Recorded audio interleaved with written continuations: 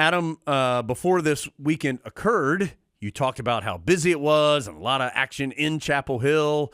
How did it all shake out for the Tar Heels? A lot of Tar Heel victories. Women's soccer went on the road up north and won both their matches 1-0.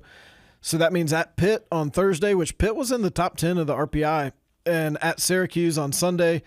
Carolina now has 4 straight shutouts. They've allowed 1 goal in the last 8 games. Wow. That's pretty good. On Sunday against the Qs, Bella Simber got the only goal. It was on a PK. It was. Tar Heels got a big save in the 88th minute to keep the lead. Carolina outshot Syracuse 17-4. The goal at Pitt, not surprisingly, by Kate Fossey, former pod guest, her 7th of the year. That was the only Carolina shot on goal. Pitt had 5. All it takes is 1. As long as it goes in. Tar Heels are number 8 in the country, 10-1 overall, 3-0 in the ACC. Big match Friday at home against Virginia. Could potentially have Maddie Darlene back for that one, which would help the offense quite a bit. She just finished up play with the U20 team over the weekend. They won bronze. And she had some very good plays in that event. Field hockey also won 2. They beat Syracuse 5-0 on Friday. I'm going to tell you something, Adam. A huge crowd for that game. The field hockey game against Syracuse. It was packed. Was the home opener and the ACC opener. Yeah. 5 different players scored the 5 goals. Then they went up to Liberty on Sunday, won by a touchdown. Riley Heck had a hat trick and 2 assists. A Riley Hack trick. Carolina outshot Liberty 25-2. That's the 4th shutout in a row. Well, I mean, look, we know that Tar Heel field hockey is very, very good.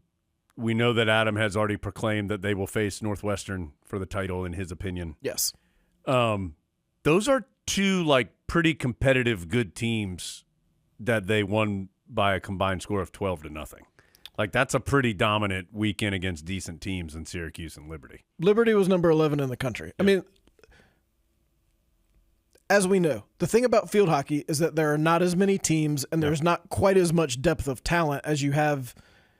We're sort of in the early Anson Dorrance era of women's soccer, where you've got a handful of teams that could potentially be as good as you, but you're clearly the best. And I do think Carolina's clearly the best. And I think a Carolina Northwestern best of 7 series would be a more appropriate way to decide the champion than let's go play these other teams who really are not on Carolina's level. Yeah, and I mean, of course, anything can happen any day, and we're not suggesting that it couldn't. But Carolina has looked very good. They have a lot of talent. Katie Dixon was in here with us last week, and just feels like a team that's confident, not overconfident, but just confident and playing well and having fun doing it. Katie Dixon, not immune to power of the pod. She had an assist against Syracuse. Volleyball, 2 big wins. ACC Big Ten Challenge, they beat Michigan in a 5-setter on Friday. That was a great match. I just happened to watch the 5th set because I knew it was close because I was kind of keeping tabs on it. And so normally you play to 25, but for the 5th set you play to 15, just in case if you're a newbie to volleyball like I am. And Carolina was down 10-8 and then scored the final 7 points of the match to win it 15-10, that 5th set, and then win the match. That was an exciting win, a big win for them. What a great victory for Coach Shaw and his group. Michigan had been 10-0 prior to that match. Great win. And then Carolina comes back, beats Michigan State 3-1 on Sunday in the battle for Kevin Guskowitz. Maddie May had a season-high 19 digs against Michigan State. Tar Heels 5-0 at home, 8-1 overall. They're going to host Syracuse Friday at 7 in the ACC opener. Men's soccer, top 20 battle with NC State on Friday night. Tar Heels won 2-0. State had been averaging 16.6 shots per game. Carolina defense held them to 6. Only one of those were on goal. It was the 4th shutout of the season. Men's soccer's playing well. They are playing well. Tar Heels are home tonight against Mercer. They're 5-0-2 overall, 2-0-0 in the ACC, and 6th in the country currently.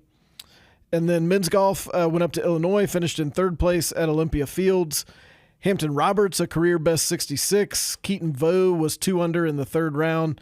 David Ford finished 6th overall. That's his 21st career top 10.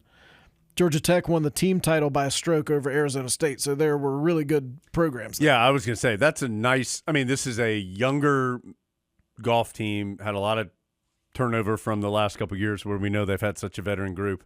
But that's a nice finish for them. Get some young guys and some a really good course up there at Olympia Fields and some good competition. So, and Andrew DiPotetto is obviously a terrific coach. And so I look forward to seeing them grow as the year goes on.